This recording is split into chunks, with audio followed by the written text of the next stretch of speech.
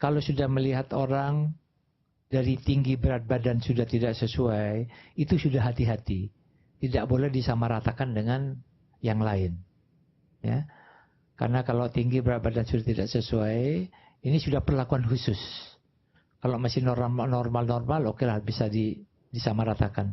Kalau sudah tidak sesuai, itu sudah dicarikan tipe latihan, ya, FITT-nya, ya, frekuensinya boleh sama, intensitasnya boleh sama, kemudian time-nya boleh sama, tapi tipe latihannya harus beda. Mengapa? Karena penampilannya berbeda. Gimana bedanya? Kakinya menanggung beban yang berat. Kalau orangnya gemuk. Kalau orangnya kurus tidak masalah, lebih gampang. Ya. Kalau orangnya gemuk, kaki ini sudah beda. Jadi tidak boleh olahraga yang banyak dilakukan oleh orang-orang yang kurus, yang tidak gemuk itu bisa dilakukan. Dia mungkin tidak. Sehingga carilah model yang lain di mana beban kakinya tidak berat. Nah, tapi selama melakukan latihan itu diusahakan supaya tubuhnya dia tuh harmonis lah ya. Jadi diturunkan berat badannya itu. Jangan dibiarkan ya sudah gemuk hanya dilatih untuk kebugaran saja, tidak boleh. Dilatih juga untuk menurunkan berat badan. Kalau kita lihat di koran, dalam waktu 1 minggu sanggup menurunkan 5 kilo 1 minggu. Bayangin kalau kita hitung, ada di koran tadi pagi di Radar Bali, 1 minggu 5 kilo, 10 minggu hilang dia kalau berat badannya 50 kilo. Itu aneh-aneh. Tapi itu dapat izin dari Dinas Kesehatan dan Kajari. Dan sehingga mereka nampilkan di iklannya tuh izin di Dinas Kesehatan berapa, Kajari berapa nomornya. Nah itu tuh yang menyesatkan, hati-hati ya. Anda harus kalau ditanya pasien harus Anda menjelaskan saintifik terus terang. Ini tidak mungkin. 1 minggu 5 kilo tidak mungkin. Yang keluar air jelas paling kotoran habis ya. Sampai ususnya pun ikut keluar nanti ya. Jadi dikasih yang tidak-tidak itu sudah tidak mungkin. Yang normal tidak mungkin ya. Tidak mungkin yang normal itu adalah pembakaran. Pasti air ya. Anda harus berani secara saintifik menjelaskan kepada pasien. Jangan takut kalau itu benar. Kalau tidak, kasihan pasien jadi korbannya. Ini sudah saya jelaskan dulu. Bahwa kalau satu olahraga itu jantung kita makin meningkat kerjanya. Otot juga makin meningkat ya. Sudah pernah saya jelaskan dulu ya.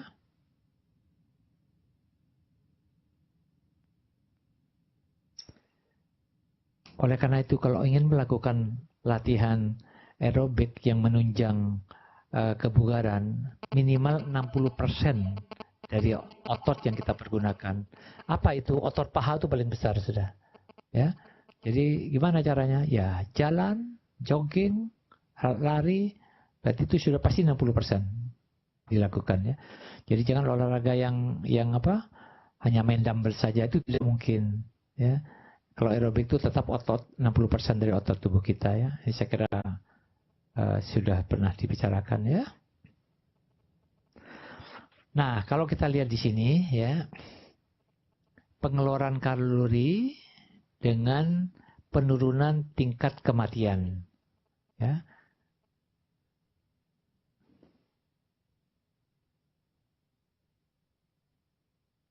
Kalau kita lihat di sini ya, jadi tingkat kematian ini akan menurun kalau aktivitas pembakaran kalori makin tinggi ya. Di penurunannya 60% tadi ya. Penurunannya ini 54% kalau pengeluaran kalorinya itu sekitar 3.000 kalori per minggu. Ya. Jadi kalau makin kecil penurunan makin kecil pengeluaran kalorinya, penurunan angka kematian itu makin kecil. Penurunan angka kematiannya kecil. Berarti angka kematian tinggi ya. Nah, di sini kalau kita lihat di grafik ini sekitar 3.000 kalori itu puncaknya, yaitu penurunan angka kematian 54%. Lebih dari itu, penurunan angka kematian lebih rendah lagi. Berarti lebih banyak yang mati. Nah, ini sudah hampir ke overtraining. Ya. Oleh karena itu, jadi kita harus tahu batas itu. Jangan bangga, wih saya kuat sekali. Makin jangan, itu cepat mati. Ya. Oleh karena itu, di pertandingan-pertandingan, banyak orang sengaja hanya menginginkan kemenangan, tapi mengorbankan tubuh. Yang penting dapat medali, dapat hadiah. Soal umur pendek segala macam urusan belakang. Nah, ini di sini tidak pernah ditekankan oleh para pelatih. Kamu hanya mampu begini. Kalau tidak kuat ya sudah menyerah. Pasti tidak mau menyerah kan? Terus, walaupun sampai finish langsung pingsan itu tidak masalah. Yang penting dapat hadiah. Ada tuh, sudah lewat finish, sudah pingsan. Tapi dapat hadiah, bangga dia. Tapi masuk rumah sakit. Tapi kan masih menang kan? Nah, itu pelatih yang salah. Oleh karena itu, karena olahraga itu untuk kesehatan selain prestasi, maka kita harus tahu ini. Kalau tahu ini memang harus dijelaskan juga kepada ini atlet kalau untuk prestasi. Nah, kalau untuk orang awam hanya untuk kebugaran dan kesehatan lebih gampang kita menjelaskan karena mereka bukan untuk prestasi. Ya. Jadi bapak dan ibu hanya boleh sampai di sini. Ini sudah tidak boleh lewat. Itu bagaimana ukurnya? Gampang, ada tabelnya. Banyak di Gramedia tuh tabel-tabel gerakan dengan kalorinya termasuk makanan. Ya. Sampai di sini ada yang mau ditanyakan? Di Jakarta, anak-anak Jakarta?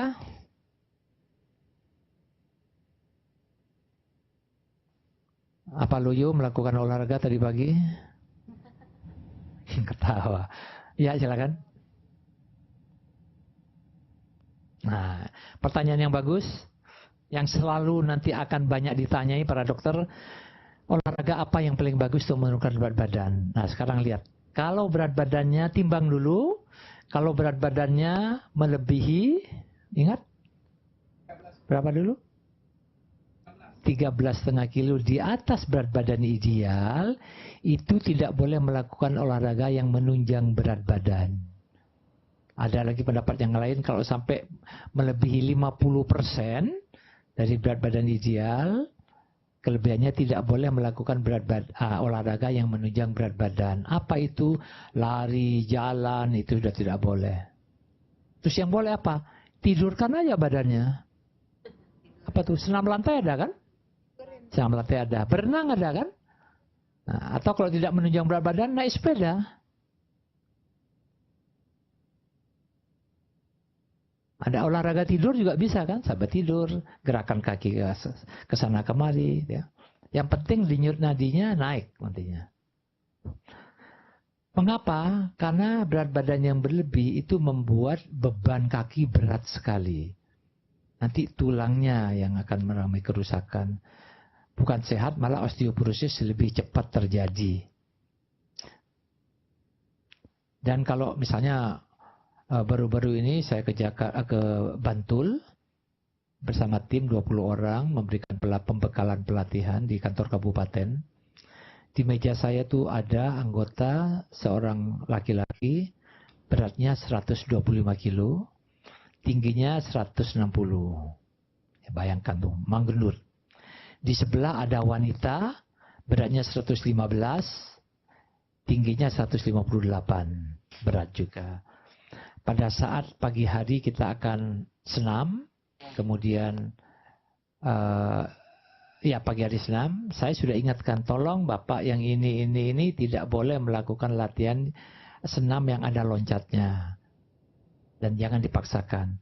Besoknya kemudian akan melakukan aerobik, lari, 2 orang itu tidak boleh, saya beritahu. Bapak ini dan Ibu ini tidak boleh ikut. Ya jalan santai sajalah, tidak harus mencapai 2,4 kilo. Karena malah menimbulkan beban. Ya. Jadi pada saat memilih gerakan saja harus berdasarkan berat badan dulu. Tapi sebelumnya itu dites kesehatan dulu semua. Jantung, paru-paru semuanya tidak ada masalah, riwayat penyakit tidak ada masalah, timbang berat badan kemudian tentukan. Nah, sudah itu santai. Selain melakukan olahraga, denyut nadinya tetap naikkan antara sekitar 70 sampai 80% dari denyut nadi maksimum. Dan dengan pengaturan diet. Kalau olahraganya benar dan diet yang benar, dalam waktu 12 minggu hanya mampu menurunkan 7 kilo. Jangan dipaksakan lebih dari itu. Bayangin kalau 12 minggu itu 4 bulan ya. 4 bulan 7 kilo. Kalau 1 tahun 21 kilo. Kalau lebihnya 50 berarti 2 tahun. Ya sudah, memang harus diikuti. Jangan keburu-keburu, mau diapain lagi. Nah, kalau mau cepat ya ke tabib. Ke tabib, ke psikiater, ke dukun silakan. Tapi tidak ditanggung sehat nanti ya. Dan yang seandainya orang sampai kelebihan berat badan, kenapa sampai kelebihan begitu banyak? Pada saat lebih sedikit seharusnya sudah konsul ke dokter. Jangan dibiarin. Ya. Kalau sudah kelewat itu memang berat memulainya. Ya. Ada lagi pertanyaan? Ada yang mau tanyakan lagi? Bro, Jakarta? Ya. Yang jadi masalah kadang-kadang pasien tuh selalu bertanya olahraga yang terbaik, tapi dia mau nuruninnya yang terutama bagian perut. Itu apa yang kita anjurkan tuh olahraganya? Begini, sebetulnya perut itu gampang. Kalau sudah nanti kalorinya dibakar pelan-pelan, perut itu, otot perut kita bisa latih dengan sit up. Tapi orang selama masih kelebihan berat badannya lebih banyak, jangan urus perut dulu. Turunkan dulu, sebab berat. Dia sit up aja tidak mungkin bisa. Karena otot perutnya menonjol sekali. Kalau sudah diturunkan pelan-pelan, nanti diatur. Kalau sudah berat badannya tidak lebih, itu sudah lebih ringan dia. Sebab selama masih perutnya menonjol gitu, sit up-nya setengah mati. Jangan mikir itu dulu. Paling bisa kita hanya berenang, gaya punggung. Ya itu aja yang mampu. Kalau tetap suruh sit up tidak akan bisa. Sit up memang akan mengencangkan otot perut. Tapi berenang itu juga bisa mengencangkan otot perut. Tapi menurunkan belum mampu. Mengapa? Gini, jangan sampai berpendapat bahwa dengan sit up itu bisa menurunkan kegemukan di perut. Ya tidak. Tetap perlu pembakaran. Secara merata. Otot perut itu hanya bisa dikencangkan saja. Tapi tidak bisa menurunkan lemak yang ada di itu. Kecuali pada pembakaran umum. Saya tidak bicara masalah operasi ya, ini bicara yang biasa-biasa saja dengan olahraga dan diet ya. Orang yang berat badan, kadang-kadang orang yang berat badannya normal saja, perutnya menonjol. Sehingga ada istilah perut maju pantat mundur, burung hilang. Itu ada yang sampai senang memelihara perut, padahal ditimbang tingginya cukup. Mengapa? Ya karena itu, karena tidak pernah latihan otot perut. Kedua, makannya orang tuh senang gini, seringkali saya mau diet, saya cuma mau makan 2 kali. Salah. Tetap makan 5 kali, sedikit-sedikit. Saya sudah katakan dulu, makan sebelum lapar, berhenti sebelum kenyang. Jadi jangan sekali makan, banyak, jadi usus itu akan membesar. Kan sudah biasa begitu, kalau diisi sedikit nangis dia. Akan minta lagi. Tapi kalau sudah yang biasa makan sedikit, ya, pada pengalaman saya di lapangan, orang yang biasa makan sedikit, diisi lebih dia sudah rasa kenyang. Sehingga dia stop, dia bisa diisi lagi 2 jam berikutnya. Tiap 2 jam diisi.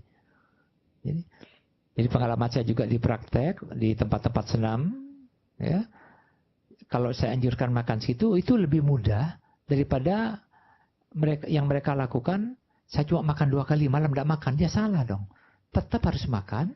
Jangan sampai kelaparan. Jangan bangga dengan kelaparan itu bisa nahan lapar. Oleh karena itu pada pengaturan diet saya tidak bicara masalah puasa. Karena kalau masalah puasa susah kita atur. Oleh karena itu kalau mau mengikuti program itu saya katakan jangan puasa. Terpaksa harus jangan puasa. Karena kita anjurkan 5 kali. Nah kalau sudah puasa lain ceritanya itu sudah tidak bisa diatur kan. Jadi selama puasa mungkin memang nasihat dokter tidak bisa dilaksanakan. Harus melakukan olahraga teratur, makan 5 kali. Ya. Sedangkan puasa makan 2 kali kan pagi. Ya pagi sekali sama malam aja. Mungkin tengah malam juga makan. Susah diatur. Ya. Ada lagi? Mungkin ada pendapat lain? Prof mau tanya. Ya. Mengukur kalori per minggu itu gimana? 2.500 kalori per minggu. Itu ada tabel makan Bu ya. Ada tabel makanan nanti sesuai kalau makan ini berapa kalori, ini berapa kalori, itu ada bukunya nanti ya. Yang burn itu aktivitas ya. Prof, ini yang di Aktivitas juga ada, beraktivitas juga ada. Misalnya jalan berapa menit ada anunya, ada ukurannya, ada pedomannya. Ya. Di tempat senam saya dulu saya bikin tabel termasuk jumlah makanan. Saya berapa setengah cangkir nasi itu sudah diukur, ada ini, itu dari ahli gizi. Kemudian gerakan juga ada. Tapi kalau tempat senam tuh enaknya orangnya datang misalnya. Kan 1 minggu paling tidak 3 kali dia datang. Jadi kita bisa mengatur berapa lama gerakan itu. Dan kita timbang terus. Kontrolnya gampang. Tapi dengan catatan di luar itu tidak boleh makan di luar yang kita anjurkan. Kalau di luar yang kita anjurkan dia makan, dia tanggungan sendiri. Biasanya bisa kok. Kalau sudah beramai-ramai sama-sama melakukan tuh bisa. Seperti saya sampai sekarang, saya makan setiap 2 jam saya isi makanan. Susu, pepaya. Tapi nasi saya setiap makan antara 3 sampai 5 sendok. Itu sudah saya lakukan selama 10 tahun. Saya tuh makan sayur, tahu, tempe, sama ikan laut sepanjang masa. Jadi kebetulan saya tidak suka ayam, tidak suka sapi, tidak suka babi. RW kadang-kadang. Tapi nasi tidak banyak. Jadi sesuaikan, kalau saya memang kerja lebih berat, saya tambah nasinya. Jadi tergantung kita sebetulnya disiplin itu. Nah, camilan misalnya kita batasin. Kalau kita diundang pesta, jangan sampai dari ujung meja tuh diambil sampai ujung meja. Ini mumpung ini. Jadi kita tahu dirilah mana yang cocok untuk kita, ambil langsung, jangan nambah. Jadi 1 kali ambil sudah cukup. Nah, ini jatah kita. Jangan suka ke restoran yang berapa? 25.000 makan sepuasnya misalnya. Itu kecenderungan mumpung itu. Ada lagi? Kasih angpau udah banyak. Kenapa? Udah kasih angpau kondangan jadi rugi kalau makan banyak.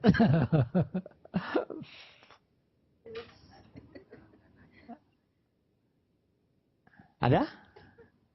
Kalau tidak ada kita lanjut ya.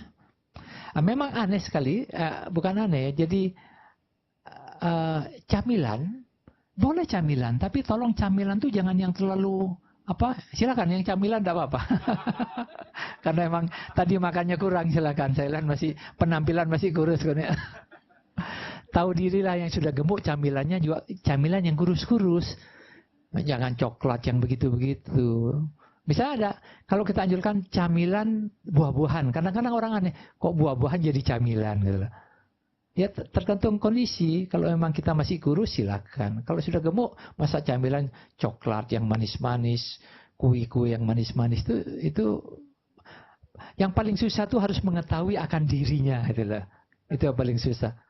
Jangan mengetahui diriku sendiri yang paling diketahui ya. Itu lihat saya itu di mana posisinya, berat badan saya, tinggi badan saya, pola makan saya bagaimana, aktivitas fisik saya bagaimana, pola tidur saya bagaimana. Dan stres saya bagaimana, ya? Sehingga ada juga joke-nya, kalau ingin kurus cepat suami aja suruh cari peliharaan baru, pasti kurus. Itu sih kurusnya sakit hati, itu kortisol meningkat sekali, tidak boleh ya. Itu aging lebih cepat nantinya. Nah, gejala-gejala latihan berlebih secara psikologis, emosional ada 3, psikologis, performan dan fisiologis, ya. Pasti ada gangguan emosional pada saat orang latihan berlebih itu.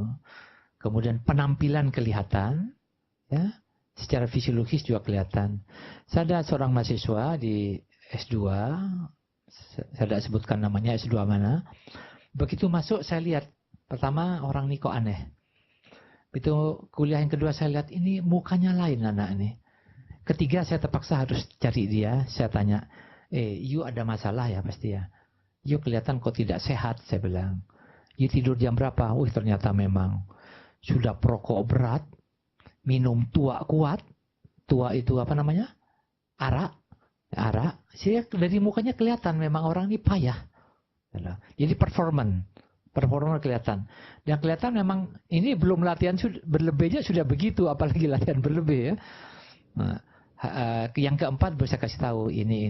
Tolonglah nanti jadi dosen, jadi pelatih, penampilan begini tidak meyakinkan. Jadi dari performance seringkali kelihatan. Tapi ada juga performance tidak selamanya di performance itu kelihatan. Ya. Jadi kadang-kadang kalau sudah kelewat pasti kelihatan. Fisiologis itu misalnya sempoyongan, jalan tidak betul itu kelihatan sekali. Ya. Nah, gejala-gejala emosional, kehilangan minat berlatih. Itu banyak terjadi di tempat-tempat TC, training center. Sudah capek, kadang-kadang sampai disuruh latihan, malas dia. Kenapa? Karena sudah latihan berlebih, sudah overtraining. Walaupun jam sampai dipukul kentongan, dipukul tanda bel segala macam, payah, kesakitan. Begitu ada tanda kesakitan atau nyeri, itu sudah over. Ya.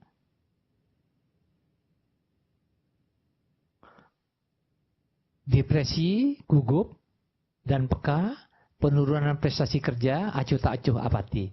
Penurunan prestasi kerja, kalau ada seseorang yang prestasinya biasanya bagus kemudian menurun, bukan tidak mungkin dia aktivitas fisiknya terlalu berlebih. Overworking mungkin, kurang tidur, bawa pekerjaan kantor ke rumah sampai tengah malam. Ya. Kemudian yang kerja dengan beban tenaga yang besar, buruh misalnya, kemudian malas bekerja besoknya, lihat kalau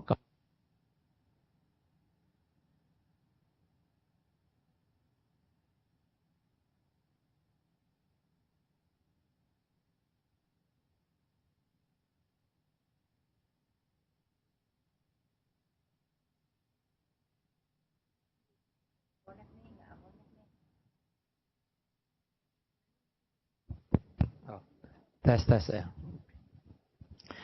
Jadi kalau bebannya berlebih, prestasi bukan makin maju, pasti makin menurun. Ya.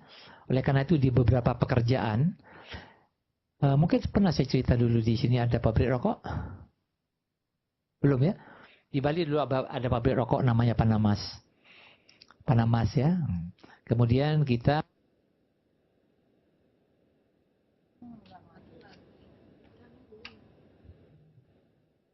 Suaranya hilang, Prof.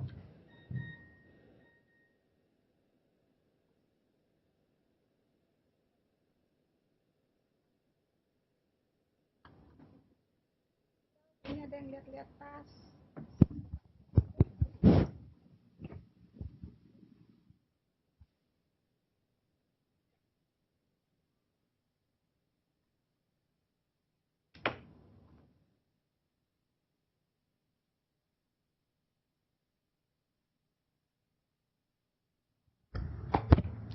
halo, tes.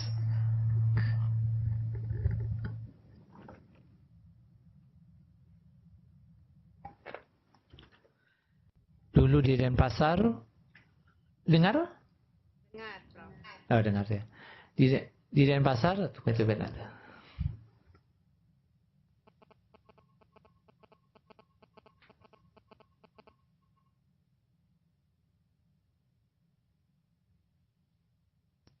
Sekarang nggak dengar, Prof. Belum ngomong tidak dengar dong.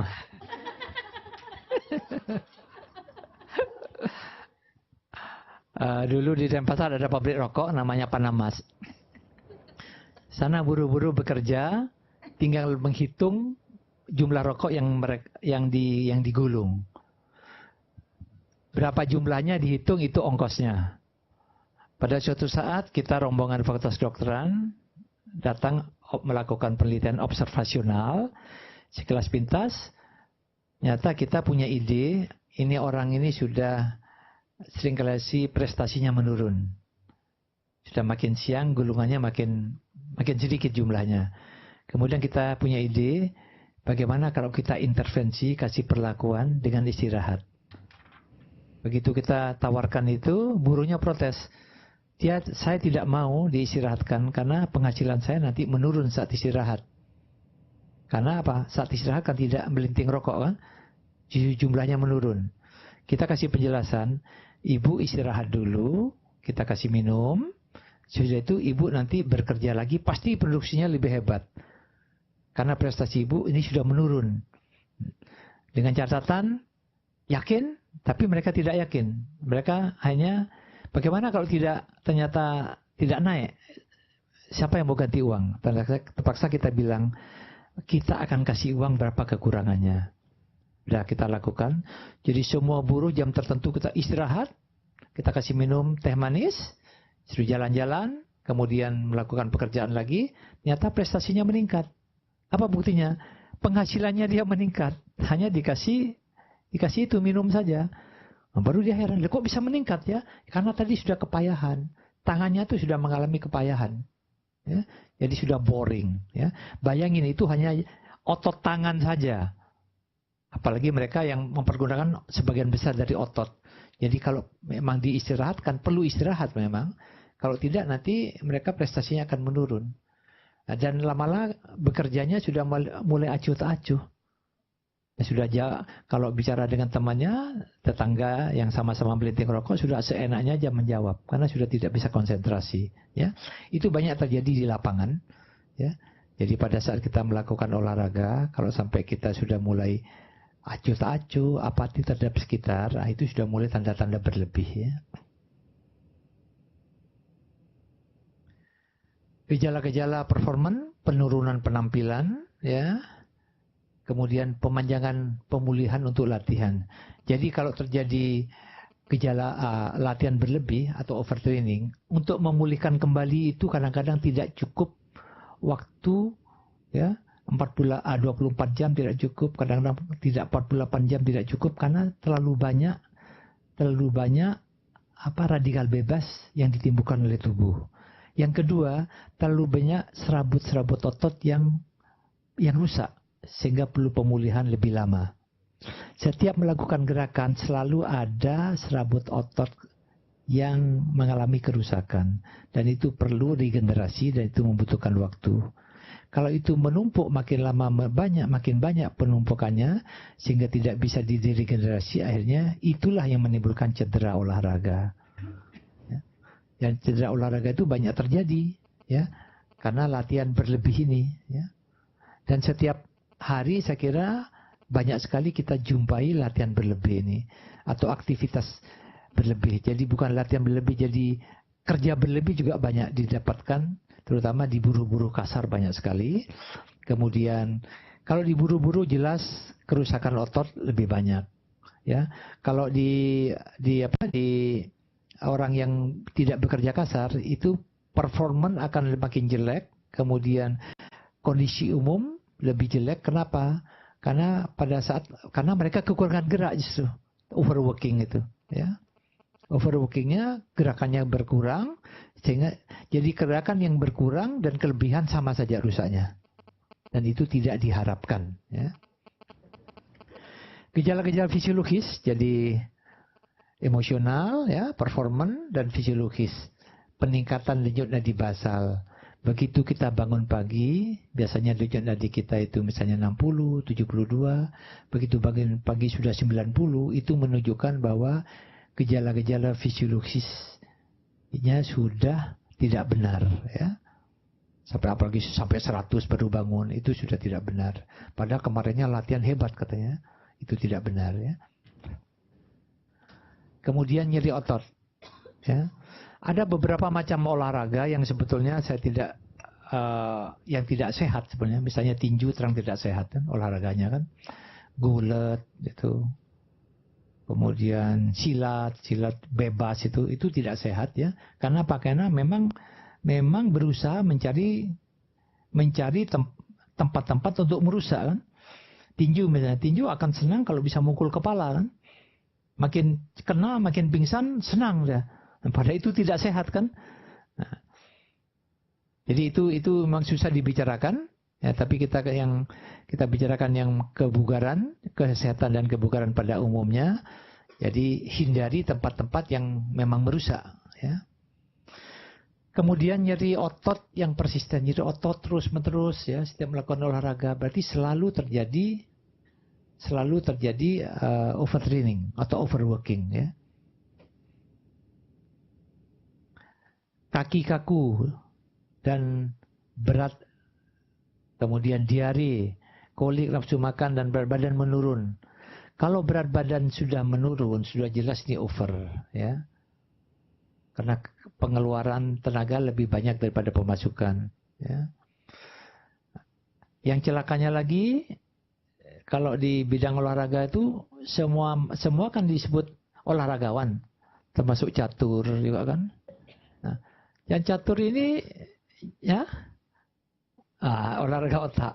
Yang catur ini makannya pun sama, jatahnya sama dengan petinju segala macam tuh. Kan makannya bersama. Nah, mereka kadang-kadang tidak tahu diri. Pecatur ini dengan petinju. Petinjunya makan segini, dia harus jatahnya segini. Petinju makan telur 10, dia minta telur 10. Sehingga habis TC bukan makin bagus tubuhnya, jadi makin tidak karuan, makin rusak ya. Itu tidak tahu akan dirinya. Supaya kita tahu ukuran kita masing-masing ya. Kemudian merasa kedinginan dan karena daya tahan tubuh menurun sehingga mudah infeksi. Begitu masuk TC, kemudian merasa sakit badan, kemudian batuk-batuk faringitis. Jadi pokoknya merasa tidak sehat, itu sudah jelas. Pola hidup dan overtraining tidak benar, ya. Kemudian perubahan waktu tidur, jadi susah tidur, gangguan menstruasi, dan limfadenopati. Saya ada pasien satu, olahragawan, tahun 80-an. Itu limfadenopati di seluruh tubuh.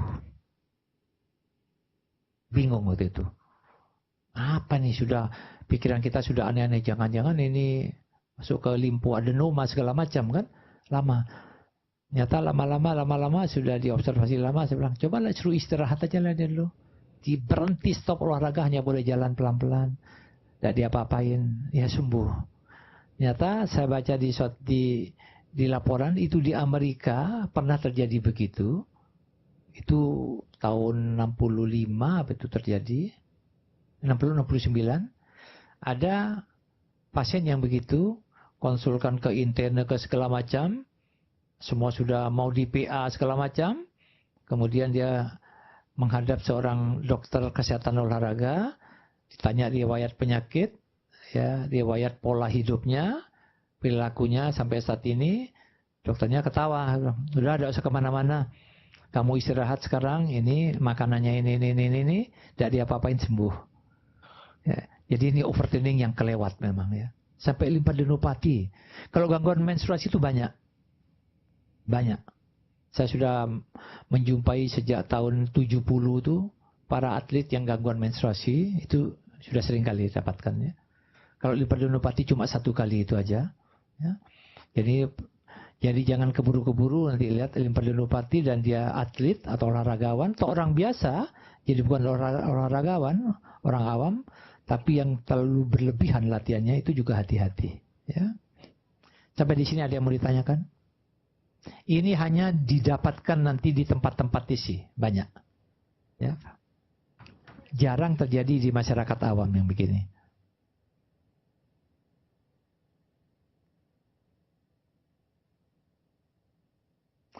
Kalau sesuai dengan stadiumnya ya, stadium pertama latihan berlebih, payah, penurunan gula darah, mental stres dan cemas, pusing saat berdiri, jadi vertigo, peningkatan liur tadi, ketidakseimbangan hormon, gangguan haid, peningkatan kortisol, penurunan testosteron dan DHEA.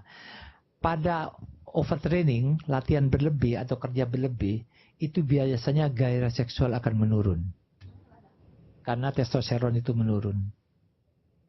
Dan kalau ini akan berlanjut terus, maka lama-lama akan terjadi hipotrofi karena testosteron kita menurun.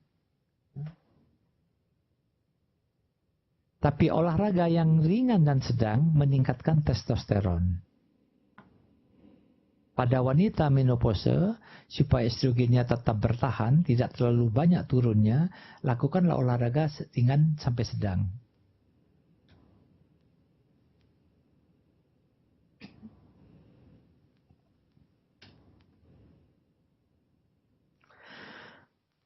Kalau sampai melakukan olahraga begini, kalau memang dari dulu mainnya teratur, kemudian begitu latihan sesudah masuk isi tidak teratur, nah itu sudah tanda tanya seberapa berat pelatihan yang diberikan oleh pelatih.